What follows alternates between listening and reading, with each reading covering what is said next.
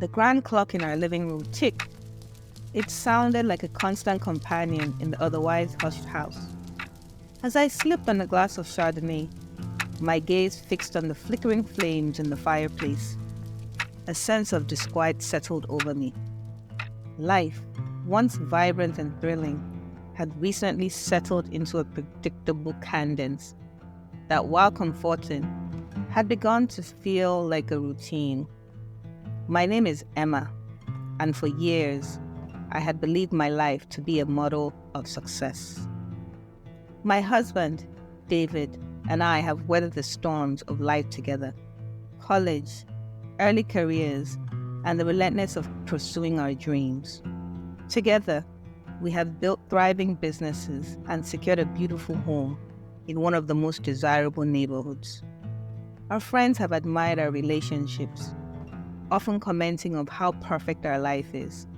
Yet, beneath this polished life of accomplishment, I sensed a subtle shift that I could not quite place. David was a man of charisma and charm, traits that had initially drawn me to him. His easy laughter and magnetic presence made him the center of attention at social gatherings. Our marriage, though not without its challenges, had always been a source of pride for me. That's why, in the last few weeks, the growing distance between us felt like a jarring discord in an otherwise harmonious symphony. We had recently hired a new maid, Clara, a young woman in her early 20s, with striking green eyes that seemed to hold secrets. Her arrival had been smooth. She came with excellent references and an efficient work ethic. Despite her professionalism, there was something about Clara that unsettled me. Her gaze lingered just a moment too long, and her interactions with David seemed to carry an undercurrent that I could not ignore. One evening, as I prepared dinner in the kitchen, David was late coming home. I glanced at the clock, 7:30 p.m., and frowned. He had mentioned a business meeting, but this delay was unusual. Clara moved about the kitchen with a focus that seemed almost obsessive. Her hands worked quickly, but her eyes seemed distant, lost in thoughts. "Clara, is everything all right?" I inquired, trying to sound casual. "Yes, Mrs. Carter, everything is fine," she responded, her voice calm, but her eyes avoiding mine. I dismissed it as fatigue and continued preparing dinner. When David finally arrived, he looked disheveled and distracted. His usual charm was replaced by a forced smile, and his kiss on my cheek felt oddly mechanical. "I'm sorry I'm late," he muttered, sinking into a chair. "The meeting ran over." I attempted to engage conversation, but he was distant, his responses short. The evening unfolded in strained silence, the normal rhythm of our lives disrupted. As we sat down for dinner, I watched David gaze drift to Clara, who was clearing the table.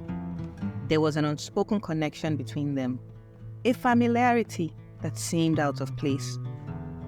The following days were marked by David increasingly absent and Clara's growing presence.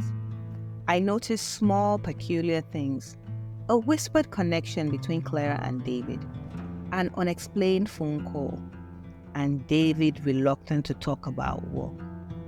Each time I tried to broach the subject, David dismissed it. My concerns were sorely irritated. One night, as I lay in bed, my mind raced with unanswered questions. David had promised a late night at the office, but my instinct urged me to stay awake. I heard the sounds of footsteps in the hallway and saw Clara's shadow moving outside our bedroom door. I sat up, heart pounding, and listened intently. The next morning, I felt a surge of determination. I had to uncover the truth, no matter how painful it might be. I decided to review the security camera footage, a decision driven by an uneasy curiosity. As I scanned through the hours of footage, my heart sank. There it was, unmistakable evidence. David and Clara together, their interactions laden with the familiarity that bordered on intimacy. The way they touched, the looks they exchanged, it was clear that something was amiss. The revelation was shattering. The life I had believed to be perfect was unraveling, revealing a painful truth. I needed to confront David, but first, I had to understand Clara's role in this tangled web. The next step was crucial in determining how deeply this betrayal ran and what it meant for our future. Clara's demeanor had always been polite but distant, and I decided it was time to address it directly. One afternoon, as she was prepping the house for an upcoming dinner party, I approached her with a sense of foreboding. "Clara, can we talk for a moment?" I asked, trying to keep my voice steadily. Her eyes widened, and she nodded, following me to a quieter corner of the house. "Of course, Miss Carter." I took a deep breath, gathering my courage. I'd noticed that things have been different lately. David has been distracted, and I've seen some interactions between you two that concern me. Can you explain what's going on? Clara's face flushed, and she looked away, her hands trembling slightly. I don't know what you mean," she stammered. I pressed on, hoping for some honesty. "I've seen the footage, Clara. I know something is happening between you and David. Please, tell me the truth." Her shoulders sagged, and she met my gaze with a mixture of guilt and resignation. "I didn't want to hurt you, Miss Carter. It started innocently, but I can't deny that there are feelings involved. I'm so sorry." The confession was like a knife to my heart. The trust I had placed in Clara was shattered, and the reality of David's betrayal hit me with full force. As Clara left, I felt an overwhelming sadness and a profound sense of betrayal. My life was so secure and predictable, but now, a whirlwind of emotions and uncertainties. The confrontation with David was looming, and I needed to prepare myself for the emotional storm that was about to ensue. The truth was now an undeniable reality, and I had to face it head on. The path ahead was uncertain, but one thing was clear. The facade of our seemingly perfect life had been shattered, and I was left to piece together the fragments of what remained. As I sat alone in the now quiet house, I felt the weight of the upcoming confrontation bearing down on me. The security I once took for granted had evaporated, leaving me with nothing but the raw truth and the daunting task of navigating the fallout. The journey to uncover the full extent of the betrayal and to find a path forward would be challenging, but I knew it was a journey I had to undertake. Early morning, light filtered through the curtains, casting a warm glow across the room, but it did little to chase away the shadows of my thoughts. The night had been restless, fraught with anxiety and unresolved questions. As I sipped my coffee, the house seemed eerily quiet, the weight of impending confrontation pressing heavily on my shoulders. My morning was interrupted by the doorbell's chime. I opened the door to find Jessica, a longtime friend, and David's business associate standing there. Her presence was unexpected, but welcomed. Jessica had always been a trusted confidant, and her concern was evident in her eyes. "Emma, I'm so sorry to intrude like this," Jessica said, stepping aside with a worried expression. "I heard there were some issues at the office. Is everything all right?" I forced a wary smile, trying to mask the turmoil inside. "Come in, Jessica. It's been a difficult few days. I could use some company." Jessica followed me into the living room. We settled into the plush chairs by the fireplace, and I began to recount the recent events. David's increasingly distance, Clara's unsettling behavior, and the shocking discovery of their affair. Jessica listened intently, her face a mix of concern and disbelief. "That is so out of character of David," she said, shaking her head. "I had no idea there were issues like this.